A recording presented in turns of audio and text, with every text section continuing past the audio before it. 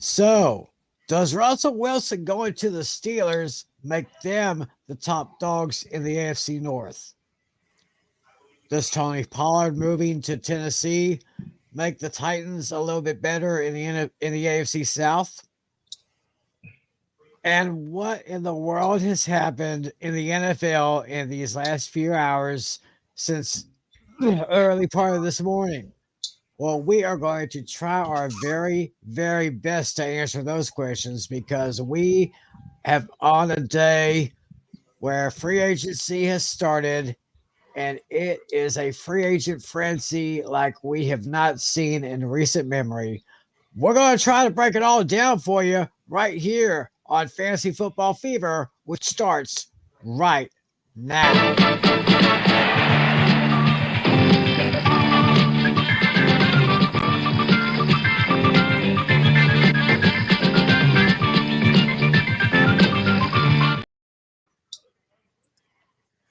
Well, hello once again, everyone. It is Fantasy Football Fever time once again. It is Monday night, March 11th, 2024. Great to have you all with us. In case you forgot, my name is Tim McClellan. This man over here is our lead commissioner, John Natali. Hello. And this man right down here is the host of his own podcast called Hooked on Sports. Having a few technical problems, but he is here nonetheless. It's John Flynn. Hey, everybody, what's going on? Yeah, doing okay. It's been a while since we last got together. I think it was like a few weeks ago, right? It was like the week right after the Super Bowl. Yep, that's correct. Yeah, and I'm telling you right now, it is free agent frenzy time once again, and the NFL has already been in a frenzy already in more ways than one. And we got Daniel Berry, Sports Highlights, joining us again. How you doing, Daniel? Good to see you, buddy. You might want to fasten your seatbelt for this one because we got a lot to talk about here. Free agent period started earlier today. And holy free holies, have we got some moves and news to talk to you. In fact, I would not be surprised if we have some breaking news coming in during this show. Yeah, got my phone ready for that. Yeah, yeah. But I can't even find the words to describe everything that's happened today. I mean, it's crazy. But we're going to try to get it all in for you tonight. And we are going to start, of course, with the biggest news so far, which was the first domino to fall in this whole sequence. And that, of course, is Russell Wilson was, of course, released by the Denver Broncos, as was expected. And as reported on his recent episode of Hooked on Sports, our very own John Flynn called it. He said that Russell Wilson would most likely go to the Pittsburgh Steelers, and that is exactly where Wilson is going to be cooking for at least the next year. He's got 1 year, $1.21 million. So, Flynn, you called it, buddy. Yeah, I mean, if you looked at the quarterback markets around the NFL and like where I felt the quarterbacks were going to head, so I think I had the sense that that the Atlanta Falcons were going to go after Kirk Cousins, which happened.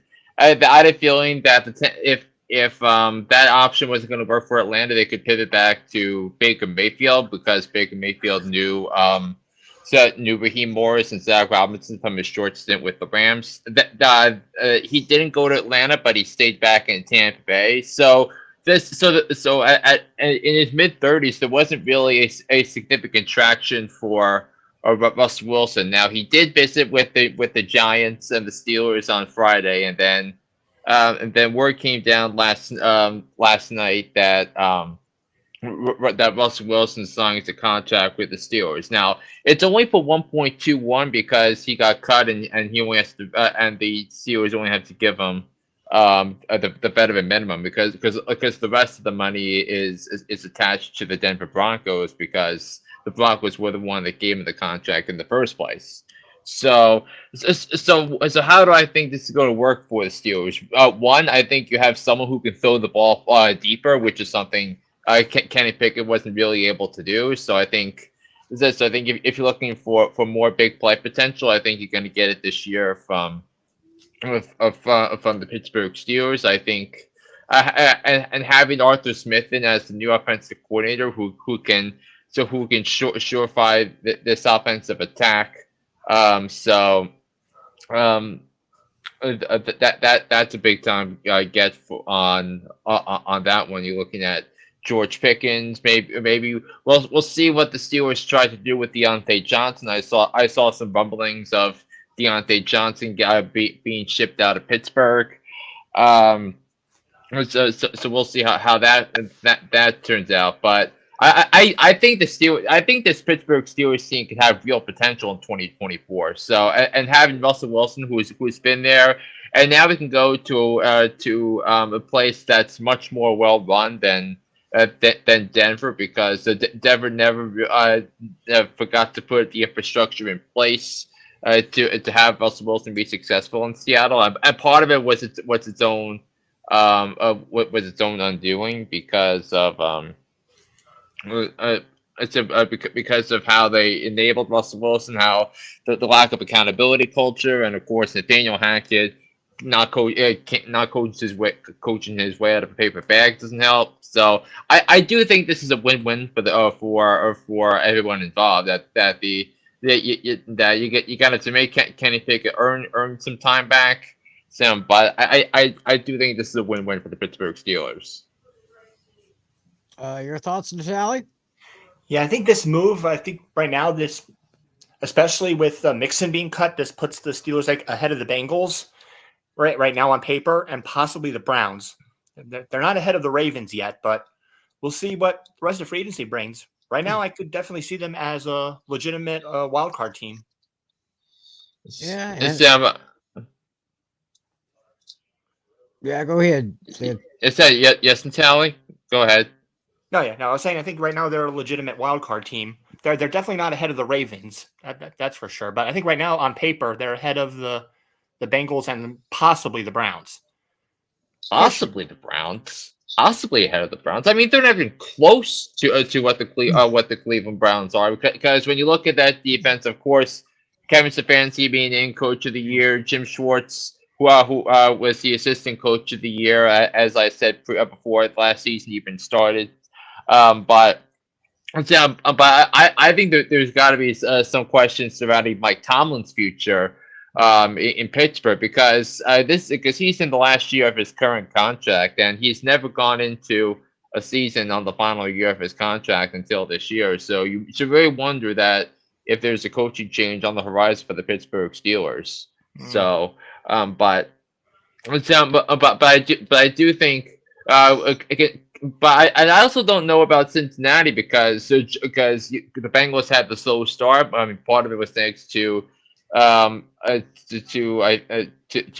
groin issue. I believe it was the groin issue Joe Burrow had in the preseason. He couldn't play in the preseason. I felt they rushed him back, and then of course Burrow suffered a season-ending injury against Baltimore in Week 11. So I think. Yeah, you have to say that the Steelers have at best the third best quarterback in their division behind Lamar Jackson coming off his second MVP season and Joe Burrow. Oh, yeah. So, I definitely keep an eye out for Pittsburgh this next season because, Russell Wilson, he is a proven quarterback. He's been to the playoffs. He's won a Super Bowl, and he could mentor Kenny Pickett. He could try to mentor him a little bit while he's there. So yeah, and also I do believe that the Broncos are one of the Steelers' away opponents this season. So Russell Wilson will make a return to Denver at some point this next season. Mm-hmm. I mean Just that's what I believe because I think that their division. Yes, it is going to be a reunion back in yeah, Denver. yeah. Just have to see exactly when it's going to happen when the NFL schedule comes out in a couple of months. So we'll just see on that. Another big name quarterback here. I'm looking at the list of quarterbacks. I'm on spottrack.com. That's SPOTRAC. Keeping up with all things free agency and whatnot and all that good stuff. Let's talk about Kirk Cousins. He's leaving the Hmm. Minnesota Vikings Mm. and he's heading to the Atlanta Falcons. 4 years, $180 million, 90 million guaranteed. So Cousins to the Falcons. I'd say that's a I huge upgrade. yeah, I want to see what Natalie says first before I give you what I think. Yeah, I actually like it. He could serve as a mentor under the what's his name? He can mentor Desmond Desmond Ritter. Ritter a little bit. Yep. I mean, I think that Yeah, I think they're slightly better. They still have a lot of work to do, though. I do think they do have work to do showing up their defense. Thanks Yep. to a departure or two, but I do believe the Atlanta Falcons are now the best team in the division because think about how many games the Falcons when you think of what the Falcons had going into last season, they had a stud running back in Bijan Robinson. They have an excellent tight end combo with Kyle Pitts and John Smith. They have an up and coming receiver who is a stud at USC and in Drake London. They did a nice. Terry Fonso did a nice job building up that defense, but they never had a quarterback. I mean, whether it was Taylor Heineke or Desmond Ritter, that neither one of them was able to be up to the billing. So I think this is about as big an upgrade as I've ever seen from at the quarterback positions. And now I think we're talking about the Falcons as a team that's going to win 10 games, 11 games, 12 games. And if things go right, and I've sense to believe that they will, given that I think the Cowboys are going to be weaker than they were last year because of that. Because we'll get into the Cowboy situation a little bit with respect to the Dak Prescott situation, but if you look at where the Atlanta Falcons are, I think that they can compete with Philadelphia. I think they can compete with the Detroit Lions and the Green Bay Packers. By the way, the Packers, the Falcons beat last year. So I definitely think the Falcons are in that second tier of contenders that's behind San Francisco in the NFC. They can win a playoff game next year with Kirk Cousins. I know Kirk Cousins' reputation in the playoffs has not been the greatest, but I think this is a place where he can win a lot of games over the next 4 years. Mm. Interesting. Yeah. Kirk Cousins. Yeah. Yeah, and also I think like given fantasy expert outlooks, I think the draft stocks of Bijan Robinson went up. I think for Drake London it went up. Kyle Pitts it went up. I think that the Atlanta Falcons, given that the quarterback is a need that's been taken off, now they can aggressively pursue a wide receiver, whether it's Malik Neighbors from LSU or Romeo Dunzway from Washington in the NFL draft, and there are some excellent wide receivers coming out of the draft this year. This is about as deep a wide receiver group as we've seen. Hence why I think we saw a lot of not many moves regarding wide receivers, because I think a lot of these teams can poach one out of the draft in 2024. Yeah. So, So two nice upgrades, one in Pittsburgh, one in Atlanta. I see three other ones right now, according to this list I'm looking at. Gardner Minshew, he is leaving the Indianapolis Colts. He is heading to the Las Vegas Raiders. 2 years, $25 million. Anything on Minshew? Small impact move. I don't think it's anything to really rave about. But you have to figure that the Raiders are going to try and make a bigger splash at the quarterback position. Now, I did see rumors that the Raiders are going to be looking into trading for Justin Fields, knowing that Justin Fields' trade market has shrunk and predictably so, which I don't think is a surprise. But I do think if Justin Fields does leave Chicago, which should happen, that I think the Raiders would be willing to give up a second or third round pick to go get him and have Justin Fields be the starter. And Justin Fields did work under Luke Getsy, the offensive coordinator for the Bears, the last couple of years. So I think that makes a lot of sense. Now, the other team I had making sense for Russell Wilson was the Raiders, because I felt those were one of the two spots. So I think the door is open, and I do think the Raiders would have the leverage when looking at Justin Fields trade, because all signs indicate that the Bears are going to draft Caleb Williams with the first pick. A couple of not so big quarterback names here. Mitchell Trubisky was released by the Steelers, and he has just signed a 2-year deal with the Buffalo Bills, $5.25 million. And Jacoby Brissett is leaving the Commanders and going to the Patriots for a 1-year, $8 million deal. Yeah, I mean, if you learn something from last year, you can't go wrong with the backup because of how many quarterbacks got hurt last year. Oh, absolutely. Yeah, and also what you left out was Baker Mayfield, because we talked about Russell Wilson and Kirk Cousins, but what about Baker Mayfield getting a 3-year, $100 million contract from the Tampa Bay Buccaneers to stay there? I think that's a well-earned extension. I think given the Tampa Bay Buccaneers situation, this makes all the sense in the world. I got some minor news. I just did a little refresher. Adam Schefter just posted something not too long ago, 23 minutes ago. Nothing too big. It's nothing big though. Free agent kicker Brandon McManus has agreed to a 1-year deal with the Commanders.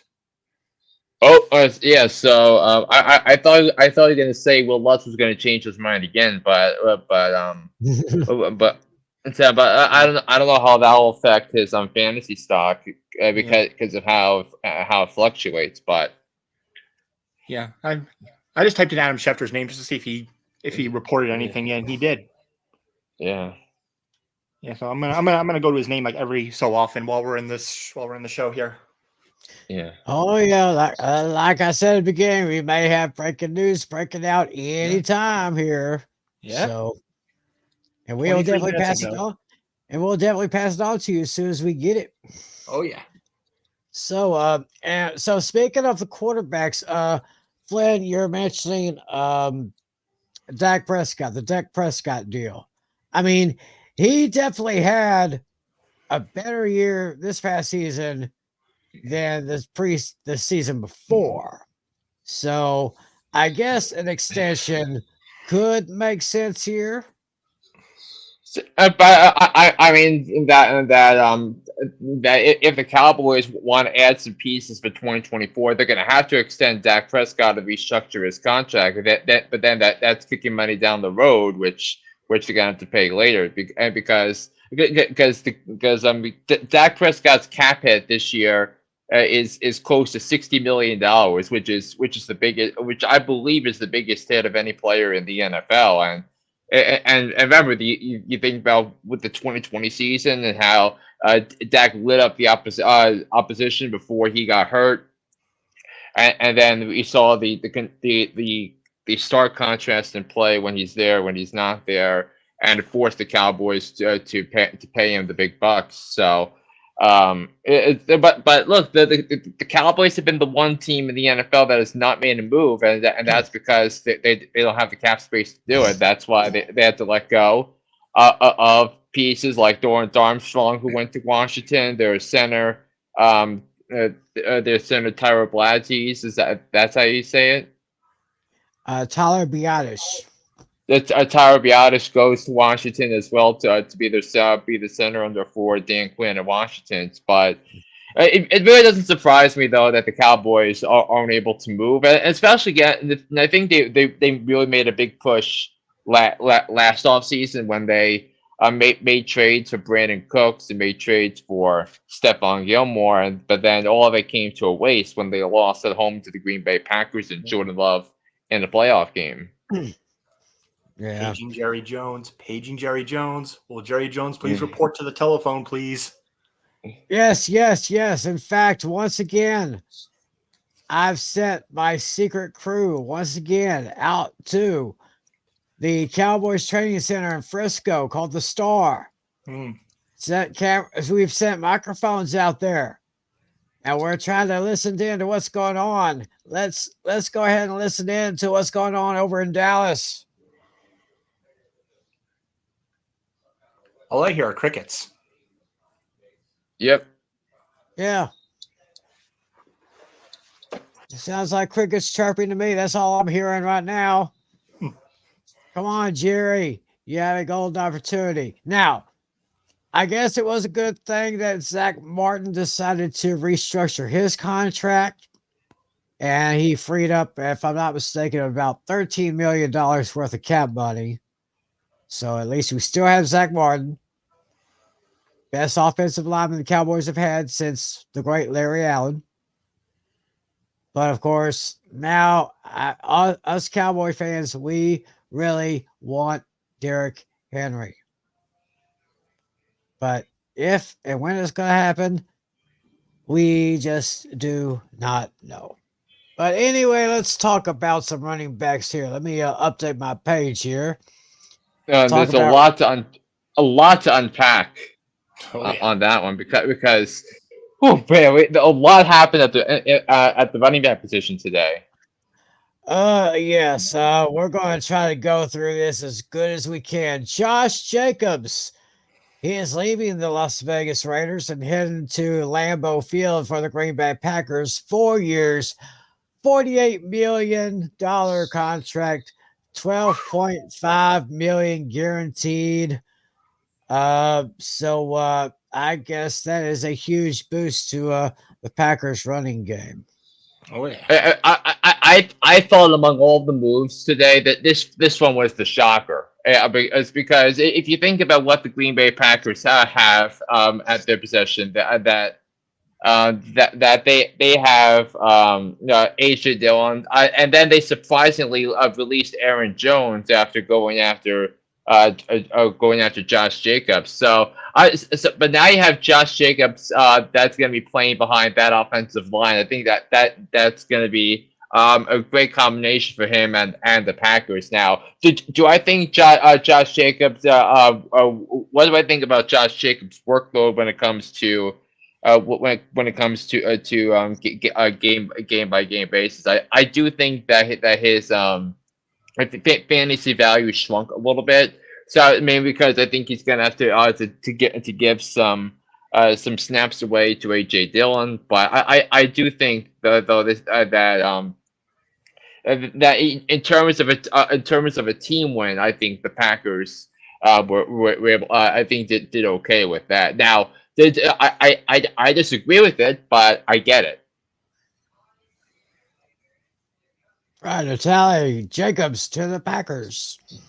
Yeah, I mean, I guess it was an okay-ish move. Well, we'll see what happens with that because, yeah, also A.J. Dillon is a free agent to be, so it's unclear if he's going to resign with the Packers or go somewhere else. Yeah. So, yeah, you can bear that in mind, too. A.J. Dillon is a free agent. Yes, right. so maybe perhaps that's why Jacobs went to Green Bay.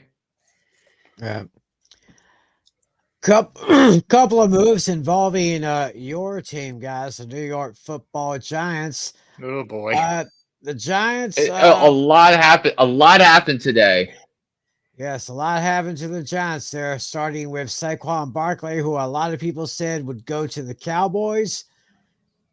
Well, he's staying in the NFC East, but he's going to play for those filthy Philadelphia Chickens. 3 Uh-oh. years, $37.75 million, 26 mil guaranteed. Yeah, we'll start with Saquon Barkley, from a fantasy perspective. One, I do think the Saquon Barkley guy will still be a top 10 running back in fantasy football next year, because I do think, but now that DeAndre Swift is gone, now is someone to be a primary 3 down back, and the Eagles think need someone to pair up with Jalen Hurts in the middle of the backfield. In the backfield, so Saquon Barkley is going to be a benefit to Jalen Hurts both in the running game. To take some of the runs away from Jalen Hurts and the pressure off of him, and also to catch passes out of the backfield. And I do think Jalen Hurts needs that check down guy that he got a little bit last year, whether it was with Boston Scott or DeAndre Swift. So I do think that I do like that portion. I do think that having them together is going to be fun, especially when dissecting zone read coverages. Now, what do I think in terms of the overall plan here? So obviously, as a Giants fan, it sucks, and now you're gonna see a lot of emotionally out of control Giants fans having to see him twice a year. Now, I think the fans that are like can't grasp are the ones that probably would have understood why Saquon would have left if he were to join a team like the Houston Texans or the Chicago Bears or and so those teams that were in the discussions for Saquon Barkley, but they just need to get over having that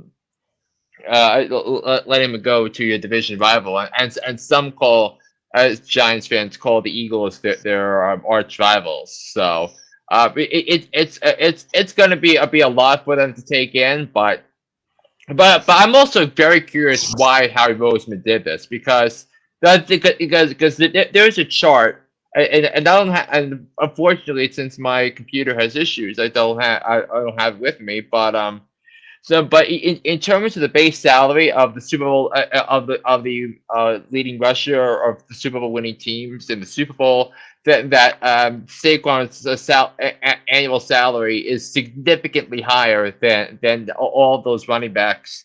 Whether it was LeGarrette Blount for those years with the Patriots, or Isaiah Pacheco, who was there for Kansas City last year. If you want to build a Super Bowl winning caliber team, you don't do it by signing running backs to 8-figure contracts. So it also made sense to the Giants to let him walk because of because Joe Shea wanted to restructure his resources differently and structure where the with the positions of premium value there. So I think from an Eagles concern, I think it's a good for the short term, but I still think the Eagles are behind San Francisco. I don't know if this team is going to the Super Bowl, especially with the way the season ended last year, with of course Chase and Kelsey retiring. So there's going to be a point where Eagles fans are probably going to want to get rid of Saquon Barkley because of poor production, and I do think it's the same mistake the Eagles made when they signed DeMarco Murray away from the Cowboys. All right, Natale, your thoughts on Barkley heading to Philly? Yeah, come Wednesday, it's going to be very awkward for me to look at that photo over there. I have a picture of Saquon Barkley on my wall right there. Oh my. Yeah, but yeah, I kind of anticipated it. I mean, he had some injury problems too. I think they wanted to go the route where maybe a less potential injured player. I don't know if Singletary has any injury history, but I see this as a potential like low risk, maybe high reward. His touchdowns aren't flashy, but he is productive on the ground. I saw some stats. He averages 4 yards a carry typically. Yeah, and he's also. Yeah, and Devin Singletary is coming off his best season as a pro last year. He had 898 rushing yards, and he gets a lot of yards after contact. So I do think, I think for the concepts that Mike Kafka introduced to the team in 2022 when they had a top five rushing attack in the league and they went to the playoffs, won a playoff game. I do think that those concepts can be applicable to Devin Singletary, and also Devin Singletary was scouted by Joe Shane, and he was coached under Brian Dable when Dable was the Bills' offensive coordinator. So under the circumstances, I think the Giants did exceptionally well with the running back today, and no longer having to worry about that as a position where they have to spend premium dollars on them. So yeah, but under now I just have to hope that wall protects them though, that offensive line.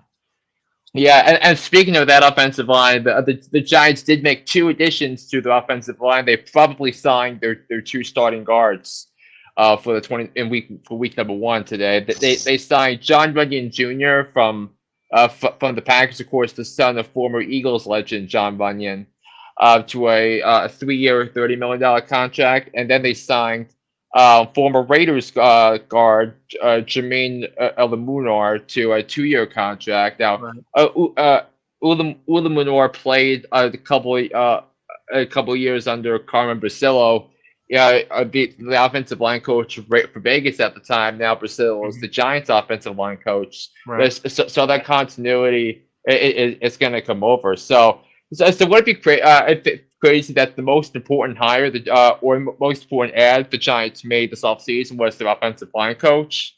Yeah, we'll see. I guess that takes out my initial prediction now of who I thought the Giants were going to draft in the first round. I initially thought it was going to be Joe Alt, but that's probably not going to happen now. So I don't think you probably have your 5 starters for 2024 all under contract right now, because you think about Andrew Thomas, right?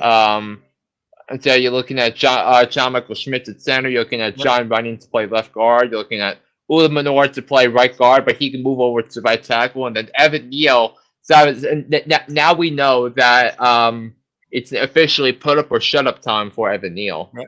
Yeah. So now I'm going to pivot and predict that Giants' first round pick will be Malik Neighbors.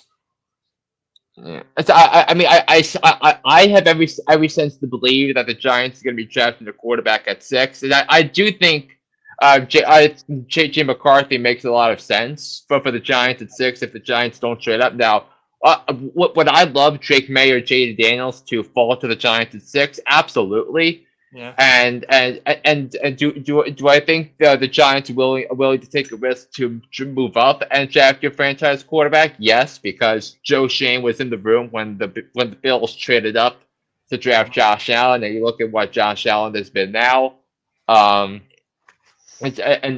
you have that. And now you have the opportunity to draft a wide receiver in the second round. Because the Giants now have 1 second-round pick instead of 2. We'll get to that in a second. So I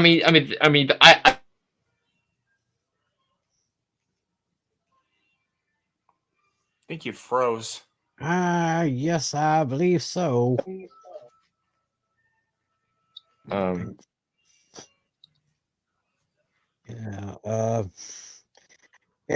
while we wait to get him back, he did mention Devin Singletary, even though the Giants lose Barkley, they get Singletary 3 years, $16.5 billion. Mm-hmm.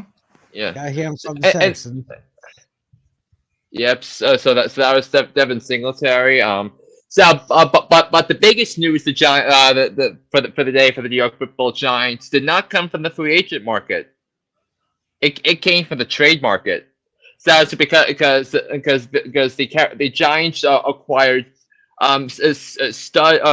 excellent edge rusher Brian Burns from the Carolina Panthers in exchange for a 2nd and 5th round picks, and then Burns proceeded to sign a 5-year, $150 million contract with the Giants, including $87.5 million guaranteed. And look, I mean, Brian Burns was perhaps the most underrated defensive lineman in the NFL over the last couple of years, and Right. and Brian Burns' stats and his PFF numbers have just been incredible. He gets after the quarterback. You don't have to dial up blitzes for him to create pressure, which was something I thought the Giants had a really hard time last year because all this they couldn't get pressure without a blitz. Now you can do that. I think Brian Burns is perfect for what Shane Bowen, the defensive coordinator, wants to do. But from PFF New York, PFF Giants, Pro Football Focus, since 2021, 28 sacks, 157 quarterback pressures, and 33 quarterback hits. So, it's so that's a lot to do. And when you pressure the quarterback, it makes it that much harder for the quarterback to do what he needs to do. I mean, and even pressures can wreck games. I mean, look at the pressure Chris Jones did in overtime of the Super Bowl on 3rd and 4, forcing Brock Purdy to throw the ball away to set up a field goal, which turned into a winning touchdown. And speaking of Chris Jones, we'll get into the. Gets more of the Giants a second, but Chris Jones, 5 years, $158 million extension with the Chiefs. Before elaborating further, I got another breaking news from Adam Schefter. He reported news 1 minute ago. You guys ready? Yep. I saw, but former 49ers free agent, defensive tackle Javon Kinlaw reached an agreement on a 1-year deal with the New York Jets. Yeah, so the Jets are finally on the board. I got the Jets now. Yeah. Yeah, but still need all the help they can get. Yeah. I'm checking out every 10-20 minutes to see if Adam Schefter reports stuff. Yeah, but I'm going back to the Giants, and now the Giants also letting Xavier McKinney walk. Right, he signed a 4-year, $68 million for safety. I mean, that makes absolutely no sense.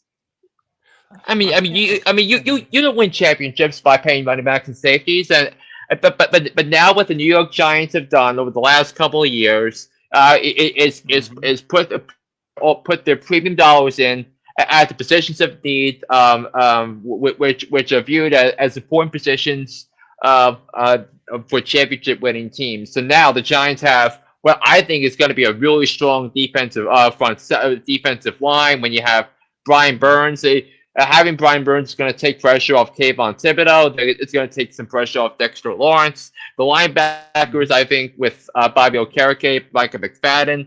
The secondary still needs some work, but I do think it's going to. I think the secondary is going to be a multiple-year fix anyway, which I'm not really that concerned about, but. But having Carmen Basil with that offensive line, with the contracts of Andrew Thomas and Dexter Lawrence in place, imagine if Dexter Lawrence was if they didn't extend Dexter Lawrence last summer, he would have been a lot more expensive this year. But and also the Giants openly admitted that they made a mistake. They had buyer's remorse when it came to the Daniel Jones contract. So now the Giants are putting their dollars in the offensive line and the defensive line. And haven't I said on this podcast time and time again, the battle of the line of scrimmage matters so much.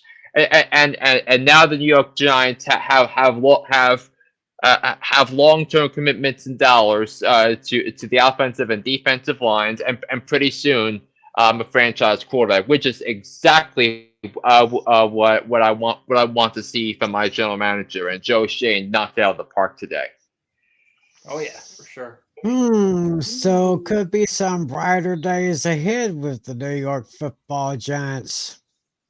I mean, after all the hell that Dave Gettleman put us through, and Saquon Barkley, who was the who was the face of all of Dave Gettleman's follies with the Giants, because his first draft picked the running back second overall, which made absolutely no sense, especially when he was taking over Quentin Nelson, taking over Josh Allen.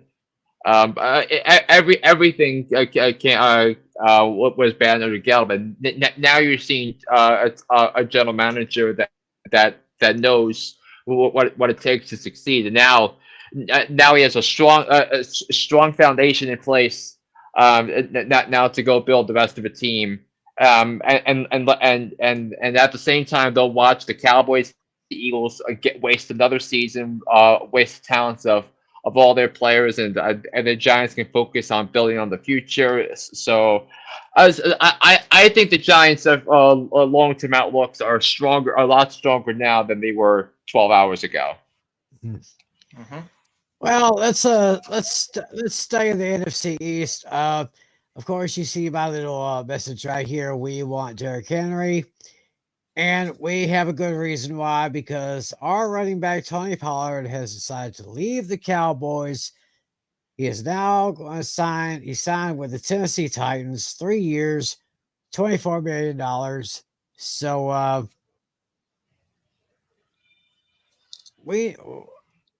it would just make all the sense in the world. Just trade our running back for their running back. But I mean, you only have $2 million in cap space. That is the issue. So it looks like unless somebody just falls from the sky, or maybe have to draft a running back in maybe the first or second round. That's what may have to happen. Yeah. Because, but I'm still waiting on this thing about how Jerry Jones said a few weeks ago he's going all in this year. Yeah. And we'll see if he keeps his word. Nobody knows what he's talking about. Even us diehard Cowboys fans like myself doesn't know what he's talking about. Mm-hmm. Because I have said it before, and I will say it again. The only thing that is for sure about Jerry Jones is that nothing is for sure about Jerry Jones. Yep. Mm-hmm. Why do you think this franchise has been in a funk for the last 29 years? It starts at the top. Exactly. I mean, am I right or am I right? Yeah. Well, anyway, I mean, it's been a recurring theme. Yeah, it's been a recurring thing for just way too long. How about this? What do you think about Austin Ekeler going from the Chargers to the Commanders? And what about that contract too? 2 years, $11 million. 2 years, $11 million. I mean, talk about a fall from grace. Yeah. Yeah, going from the Chargers to the Commanders. Yeah, I guess they don't have enough faith in Robinson. I guess I don't either. Oh, this one just recently. Zach Moss goes from the Colts to the Bengals, 2 years, $8 million. Yep, and the Bengals released Joe Mixon as well. Right. Wow. So Joe Mixon is out there. But who could take him? I don't know. Yeah. Okay, I want to take a look at some wideouts here. See if any of these wideouts at Rodgers. Now this is a shocker. I don't know if anybody's heard anything from what I've seen on SpotTrack.com. The free agent list for the wide receivers. And this may be a typo. I don't know, but I'm just looking at it right now, and I do not believe this, but I guess it's official. Gabriel Davis is leaving the Buffalo Bills. Yes. Signed a 3-year contract with the Jaguars. 3 years, $39 million, $24 million guaranteed. Wow. Yeah. Yeah, I did see that. So Might be Calvin Ridley's replacement. yeah. I mean that was what I got out of it. And if that is not enough, Jacksonville also gets Devin Duvernay from the Ravens, 2 years, $8.5 million. Oh. So it looks like Trevor Lawrence may have a couple of good weapons on his team. Yeah. Looks like he may be firing some shots here, and he ain't. It looks like with those kind of guys on his receiving squad for those Jags, I don't think he's going to be firing any blanks this year. Mm-mm. And the only other information I know of is Noah Brown doesn't have anything yet. Jalen Rager re-signing. What you got, Flip? So where did you say Jalen Rager was going to? I think he stayed in New England for at least another year. Yeah. Yeah, I mean, crazy. Thinking about when the Eagles drafted him ahead, one pick ahead of Justin Jefferson. Right. And this receiver for the Giants, Gunnar Olszewski. Gunnar Olszewski. Let's see, punt returns. Oh, punt returner. Yeah. Okay. So let's see there for as far as the wide receivers. Let's see if there's any tight ends that I can look at here. Looks like the one that catches my eye here is Will Dissly from Seattle. He's going to the Chargers. 3 years, $14 million.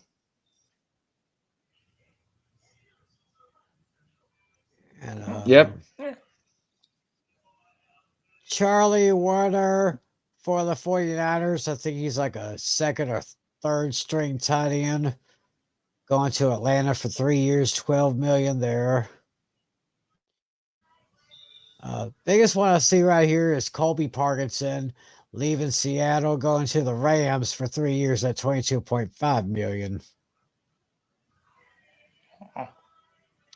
Other than that, don't really see any. Don't really see anything else that worthy here.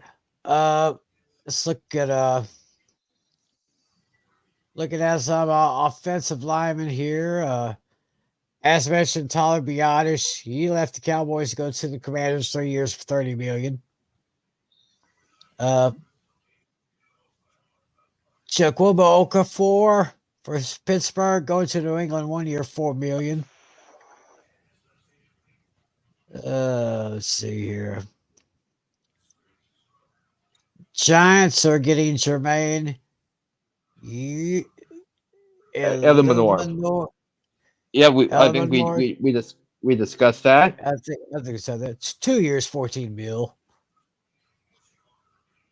Let's see if any let's take a look at some defensive players here. Yeah, I mean, Yes. I guess that's cutting out there. 5-year, $100 million contract with $63 million guaranteed. Who is that again? Robert Hunt. Robert Hunt. Pretty big here. And I see that my defensive end, Dorrance Armstrong, leaving Dallas, going to the Commanders for 3 years, $33 million. I think we talked about him earlier in the show. As far as the Edge rushers here. As far as defensive lineman is concerned, let's see. Not many names on my list here that I'm familiar with. Let's see. How about Christian Wilkins going to the Raiders? 4 years, 110 million with 84.75 million guaranteed. Mm-hmm.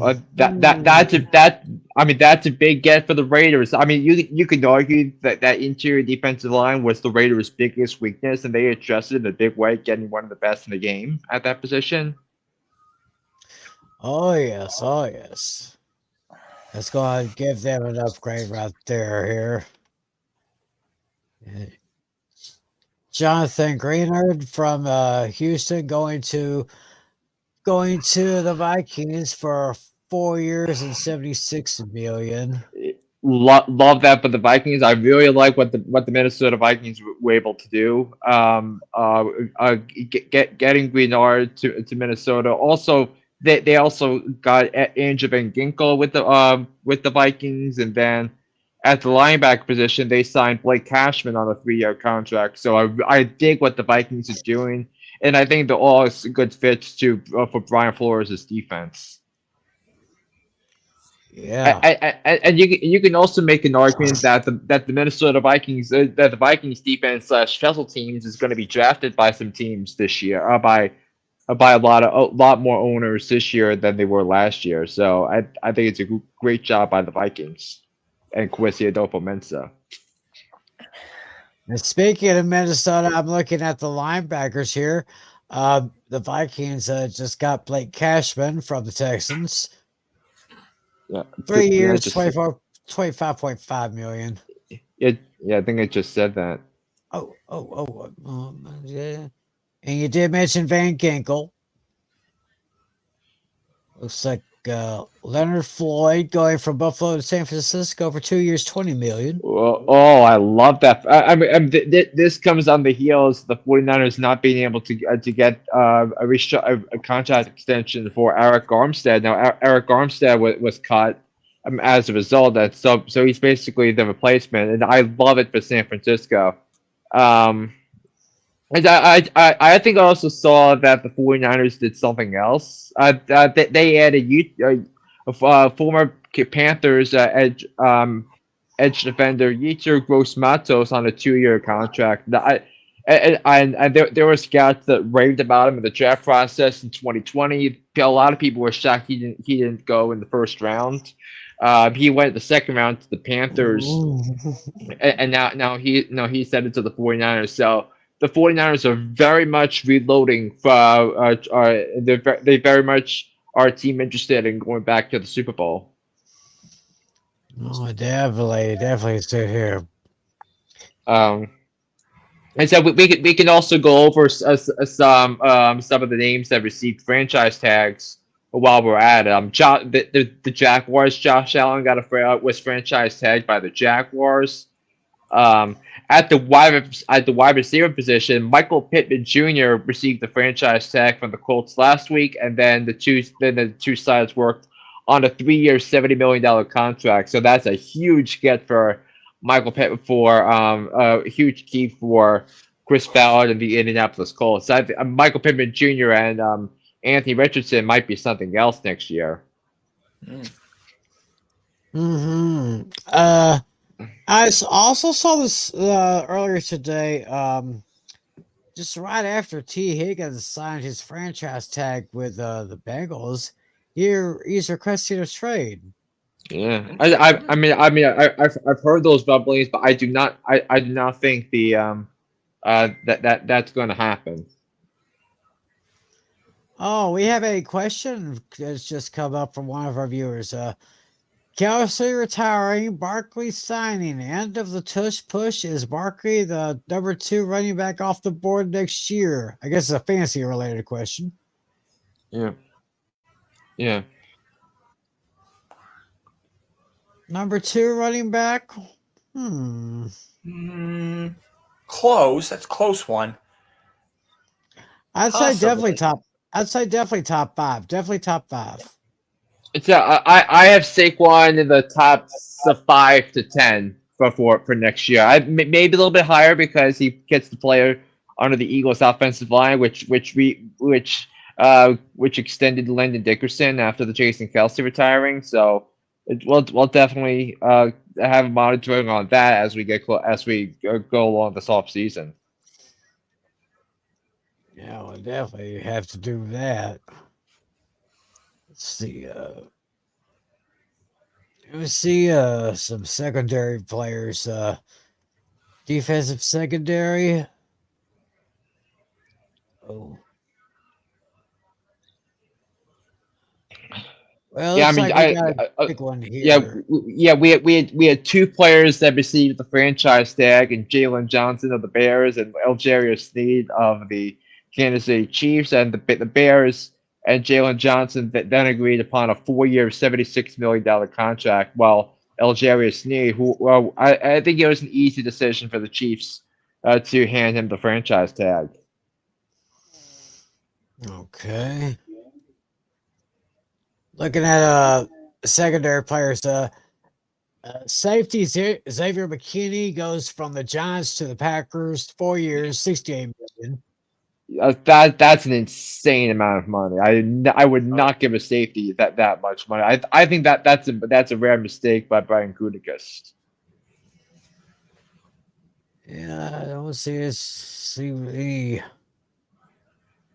see Darnell Savage going from Green Bay to Jacksonville, 3 years, 21.75 million.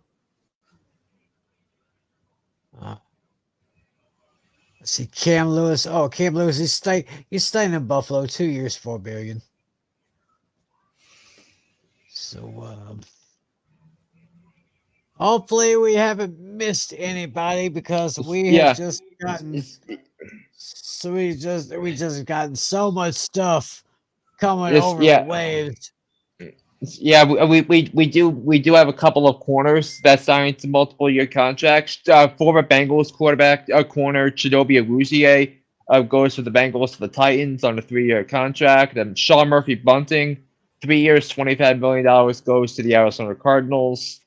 Ronald Darby, 2 years with the Jaguars. Former number 3 overall pick Jeff Okuda, who was terrible with the Lions, was sent to the Falcons. He leaves the Falcons, now goes to the Texans on a one-year deal, close to $5 million. At the safety position, Antoine Winfield Jr. Received the franchise tag, $17.12 million. Kyle Duggar was also, well, I think he received the transition tag by the New England Patriots. So those are your safeties. Brandon Jones, 3 years, $20 million goes, I believe, from the Miami Dolphins to the Denver Broncos. Taylor Rapp stays with the Buffalo Bills, 3 years, $10.625 million, which was big for them after the Bills cut Jordan Poyer last week as part of the Bills' salary cap casualties. And then Kevin Byard, who the Eagles got, the former Titans second safety who was traded to the Eagles last year, now goes to the Bears on a 2-year contract. I'm just taking a look here. I was just looking at the franchise tags that you're mentioning here, and yeah. So if the Cowboys were going to, well, the Cowboys, of course, can't tag Prescott. Can't tag him, so maybe, I guess the only other Cowboy player that could get the tag off the top of my head would probably be maybe Jake Ferguson. Or maybe I don't know about Brandon Cooks. I think he's still got 1 year left on his 2-year deal that he had with Dallas. Michael Gallup, a lot of people saying Michael Gallup could be released. Yeah, that's possible. I mean, he's not the same player he once was. No, not really. He's kind of fallen off the chart just a little bit last couple of years. I mean, Mhm. especially after they did get Brandon Cooks from the Texans, he really came in and stepped up a little bit. All right. We got some news for you. So Tom Pelissero, the New York Jets have a new backup quarterback for Aaron Rodgers. Hmm. It is none other than Tyrod Taylor. Ooh. Hmm. Well, Ooh, I like that. well. Ooh, I like that for the Packers. You actually have a legit backup quarterback now. I Wow. like it. Interesting. Yeah, because Very interesting. yeah, and Tyrod has actually played a lot last year after Daniel Jones got hurt, and you can argue he was the best quarterback on the Giants last year. I know Tommy DeVito played and had that nice little run, but Tyrod Taylor was the Giants' best quarterback last year. Now he's going to the Jets, so. I mean, maybe the Jets learned their lesson from about not getting about Zach Wilson, and also and speaking of the trades, did you see Mac Jones went to Jacksonville for a 6th-round pick? Oh yeah, we forgot to bring up Mac Jones. Oh my Right, gosh, that yeah. is like Yeah. I don't know what to make of that. I mean, think about this. If Mac Jones is worth a 6th-round pick, what is Zach Wilson? Zach Wilson, who has the same start to his career as Jamarcus Russell. Think about that for a second. Yeah. Mm. Let that sink in your heads a little bit, folks. I'm trying to figure it out, but I can't. I mean, Yeah. it's as dumbfounding, I guess. Yeah. All right. The crazy things that happen in the NFL. Yeah, you bet your bottom dollar. I'm looking at PFF.com because I know we probably missed some things. Right. Let's see. Mac Wilson, the linebacker, goes from the Patriots, I believe, to the Arizona Cardinals on a 3-year contract. Let's see. So the Ravens did put the franchise.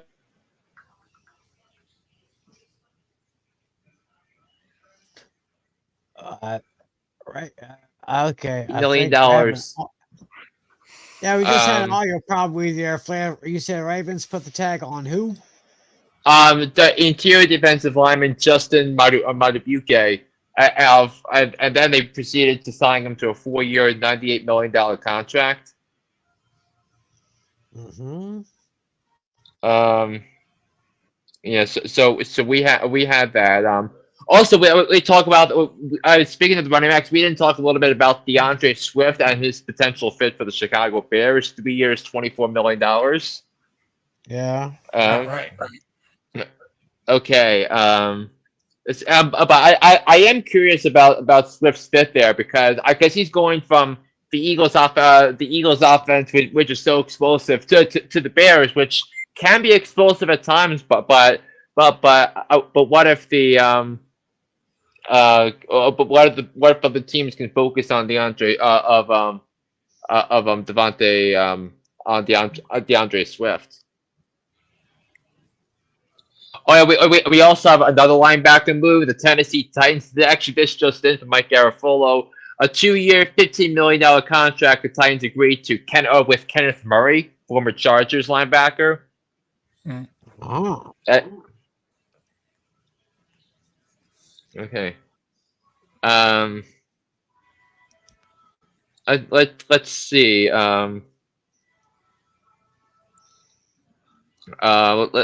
Let's see what else. I'm just going through my through my page here. I talked about Robert Hunt, 5 years, $100 million contract.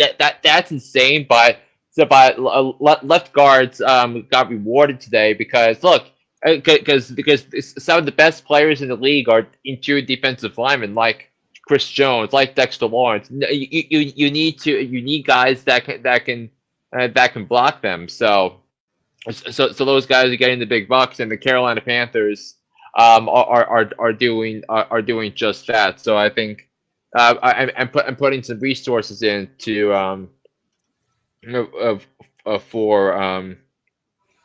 to work behind Bryce Young. Right. And speaking of guards, Kevin Dotson goes back to the Rams on a 3-year, $48 million contract. The Rams got him for a third-round pick last year in a trade, and now it's now he gets his payday. Also, speaking of former Giants, Seattle has a 3-year, $64 million contract, new contract with Leonard Williams. Right. Yeah. So I think it made too much sense given that the Seahawks gave up a 2nd and 5th round pick to the Giants. And speaking of 2nd and 5th round picks, so the Giants gave up a 2nd and a 5th for Leonard Williams. They got a 2nd and 5th round pick for Leonard Williams, and now they traded a 2nd and 5th round pick for Brian Burns. So they essentially traded Leonard Williams for Brian Burns, which is essentially an upgrade at a position of need. Oh yeah. Let's see other centers that signed. Lloyd Cushenberry Jr. I believe he was the former Broncos center, signed a 4-year, $50 million contract to play for the Tennessee Titans. So Rand Carthen has been busy, the Titans general manager. Aaron Brewer goes to the Dolphins, 3 years, $21 million. The other offensive tackle news: Mike Onwenu, who I thought was going to be a top target for the Giants until they signed until they signed John Runyon Jr. goes back to the Patriots on a 3-year, $57 million contract. So we have that. Let's see in terms of tight end, we didn't talk about these two signings yet. Hunter Henry re-signs with the Patriots, 3 years, $27 million, and Dalton Schultz re-signs with the Texans, 3 years, $36 million. And speaking of Dalton Schultz, did y'all hear about that comment that he made about the Cowboys culture there? He said it was a zoo. It is a zoo because Jerry Jones makes it a zoo. I think he's right about that. So and I know there's and I think there's a scene that if Jerry Jones might say to as an insult to Dalton Schultz for saying the Cowboys are a zoo. What did he say? I mean, you know what I mean. Oh, Now, yes. if you want to crown them, then crown their ass. But they are who we thought they were, and we let them off the hook. No, the one we were talking about last night in the chat. Oh yes. That makes sense. Yes. I award you no points, and may God have mercy on your soul. Yeah. That's what you were talking about. Yeah. I mean to talk about insults. Yeah, well. Let's see. Sticking with what we have. You did mention Devin Duvernay. Kendrick Bourne goes back to the Patriots, 3 years, $19.5 million. Mike Evans goes back to the Tampa Bay Buccaneers. We didn't talk about him. 2 years, $41 million. Yeah, good for old Mike Evans here. He'll stay around and hopefully keep those defenses in check. Yeah, I mean, 10 straight seasons with 1,000 or more yards over of his career. That he's gonna be getting a gold jacket in Canton someday. Antonio Gibson, the former Commanders running back, signs a 3-year, $11.25 million contract to play for the Patriots. Gus Edwards, 2 years, $6.5 million for the Chargers. So Gus Edwards goes from John Harbaugh to Jim Harbaugh. Oh. Uh-huh. So, I mean, and I think we should also take a look at names that are still available. Derrick Henry, J.K. Dobbins, A.J. Dillon, Zach Moss, Deontay Freeman, and Clyde Edwards-Helaire are still free agents. At the wide receiver position, Hollywood Brown, Calvin Ridley, Darnell Mooney, OBJ, Tyler Boyd, Curtis Samuel are wide receiver free agents. Gerald Everett, Mike Gesicki, and Austin Hooper are free agents. And then and then at the quarterback position, I think you're looking at Jameis Winston and Sam Darnold as the top remaining free agent quarterbacks. Also, Ryan Tannehill is still a free agent. I mean, after Tyrod Taylor goes over to sign with the Jets. All right. We're going to see a lot of news between Wednesday and over the weekend. Yeah. Because this Wednesday is actually the start of the new league year. Mm-hmm. It is.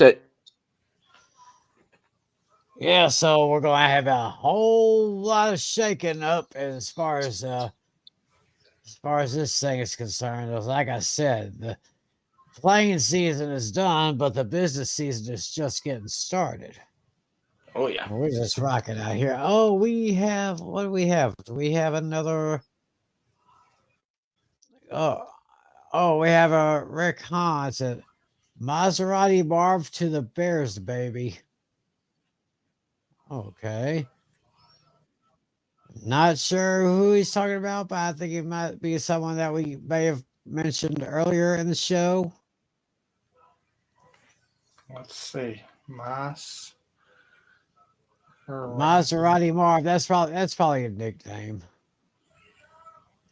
Marvin Harrison. Oh, okay, I just looked up Marvin Harrison Jr.'s nickname. That's his prediction. Oh, so he's predicting Marvin Harrison Jr. to the Bears. Yeah, that's interesting. And speaking of the Bears, the big question, real big question now that free agency is going on, what to do with Justin Fields? I think that it felt like the Bears I think the Bears overestimated the amount of interest that other teams would have. Because I think in order for Justin Fields to be a viable quarterback in this league, and look, Justin Fields was a first round pick, and he had some electric plays here and there in terms of running the ball, but you have to be a pocket passer in this league to be successful, and Justin Fields has not been good in the fourth quarter of games throughout his entire NFL career, and that's what's going to hold him back from getting the contract he thinks he deserves. So, yeah. But truthfully, I really don't know what to make of it because the Bears had the trade of that first round pick last year, which of course went to Carolina, and of course they got Bryce Young, which so far has not worked out for them so far. Oh, my goodness. There's so many things going on. I'm still looking down the list of franchise tags. Not every team did use there this year, including the Cowboys. Yeah, and also the Jets did address one of their offensive line needs. They poached former guard John Simpson from the Baltimore Ravens on a 2-year contract, $18 million. Bolster that line up. Yeah, here's another good buddy of ours who wanted to chime in here. Our good buddy Dashy Bengals get Geno Stone and Zach Moss. Yep. So that could improve a little bit for the Bengals, even though I'm still thinking that Right now, the Steelers are just a little bit better right now than the Bengals. Almost there, like Flynn said, almost to the Ravens. But with Wilson at quarterback in Pittsburgh, that could make a huge difference. What else? As you said, Bengals. Bengals, I don't think will trade T. Higgins. If a team wants to trade for Higgins, they will have to give the Bengals their entire draft capital. Well, that definitely leaves Cowboys out. We got a pretty good receiving core with Lamb and Cooks and who else we got? We got Turpin, young receiver, who's of course pretty much our kick and punt returner. There's a couple other guys.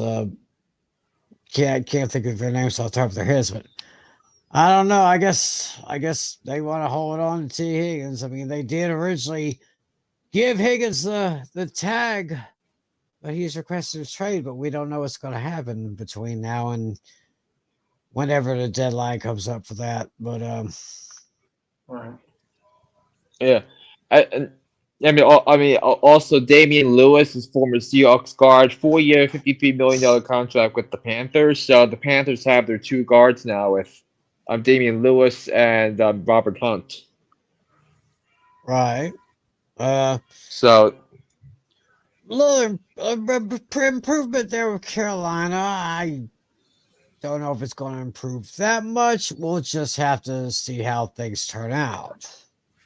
Yeah. right. But once again, as far as my Cowboys is concerned, I really don't see much as far as free agency. We may just have to count on the draft. And of course, that's going to be coming up in a little bit more than a month from now. Yeah, that's probably going to be our next show, right? Like previewing the draft. We will definitely have to talk about that. See who we see, and then possibly Flynn's draft board if he has one prepared by then.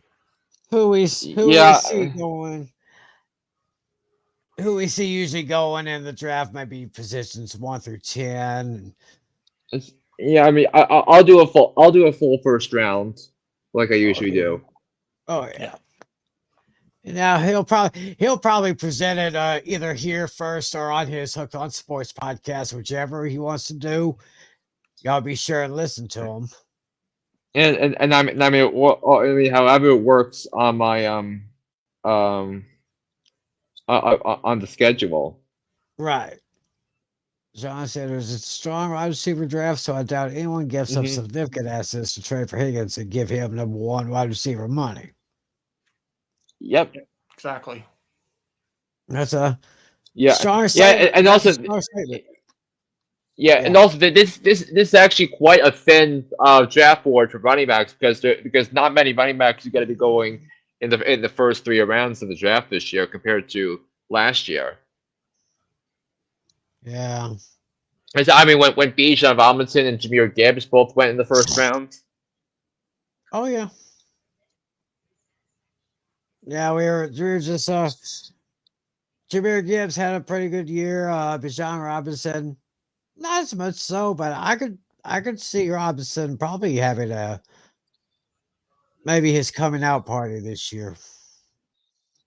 So I mean, with him no longer being the focal point of that offense, and opposing teams have to worry about trying to stop Kirk Cousins as well.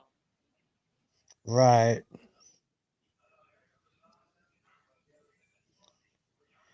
So, anything else I'm missing here? I'm taking a look at all these lists here. Yeah. And I just went to Adam Schefter to see if he reported any last minute stuff, but nope. It's approaching midnight, so probably on the East Coast at least. There's probably going to be nothing else for the night. Right. Unless West Coast reporters work until just before midnight. But then, yeah. Other than that, I don't think we're going to hear anything else. Well, if anything could come up between now and our next show, we will definitely let y'all know about it. Oh, yeah. And course, we have our draft coming up. We got so many things coming up during this off season. We have a draft preview, draft recap, NFL schedule coming out. Of course, we have our annual 4-week series on our division previews. Yeah, our coaches on the hot seat. Coaches on the hot seat. 5 in, 5 out. Yep. Yep, we got a lot of good stuff here coming. So, when could we schedule our next show? Let's see. Let me check the little calendar here. Let's see. I'm thinking. Looking up at my wall calendar up to my right. Maybe. And for y'all watching April 19th. there, April 19th. That would probably be the week before the draft. Yeah, I think we need to schedule one before that. So April 12th? Because I think looking at April 5th as potential possibility, maybe March 29th. One of those Fridays, because I still think we can do something we did last year, like rookies who can make the from last year who can make the leap in year 2. I guess we could do that. Maybe I guess maybe we could do that 2 weeks from tonight, and then maybe the draft thing, the 12th, I guess, or the 19th. Yeah. Because I think 2 weeks, maybe 2 weeks from tonight's the 25th. It would be because I think we wanted to do Fridays. I said because we couldn't go this past Friday. Because I was out of town this week. I was out of town this past weekend celebrating my big 50th birthday. Yeah, so I was out of town. Yeah, hopefully it turned out to be a blessing because we have all this news. Turned out to be a blessing that we got rescheduled. Yeah. Yeah, if it wasn't for that, we wouldn't have had all this news. Yeah. Yeah, we wouldn't have all this information to pass on to everybody. Yeah. So maybe also another one we missed. Jerry Jeudy were traded from the Broncos to the Browns. Oh, that's right. That was one of the first pieces of news that broke out.